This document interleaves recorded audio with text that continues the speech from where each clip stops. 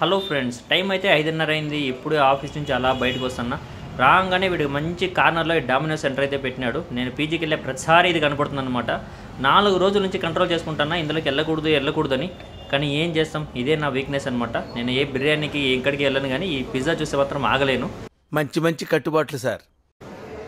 సరే అనేసి డైరెక్ట్గా మనం ఆర్డర్ పెట్టే దగ్గరికి అయితే వెళ్ళిపోయాం.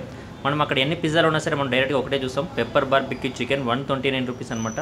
అదే మన పర్మనెంట్ ఆర్డర్, ఎప్పుడు అదే తింటాను. అక్క అయితే 135 రూపాయల 45 పైసలను అయితే స్కానర్ పెట్టింది. దాన్ని అయితే మనం స్కాన్ కొట్టేసాం. సరే అనేసి అక్క అయితే కొట్టేసిందని మనకు ఒక బిల్ అయితే ఇచ్చింది. ఆ బిల్ అయితే నెంబర్ 84 అన్న, నీకు చేసి పెడతాను, పోయి కూర్చోబోన్నా అని చెప్పింది. సరే అలా కొంచెం ఖాళీగా ఏం చేస్తానే బిల్ అంతా చదివాం. ఏదైనా లొసుగులుంటే కన్స్యూమర్ కోర్టులో కేసు వేసి 1 లక్ష రూపాయలు దొబ్బేద్దామని. అయినా అంత తెలివంటే మనం ఇక్కడ ఎందుకుంటాంలే. అసలు అలా ఓపెన్ చేస్తుంటేనే నోరు ఊరిపోతుంది ఫ్రెండ్స్. మొత్తం చీజ్ అయితే ఫుల్గా వేసాడు.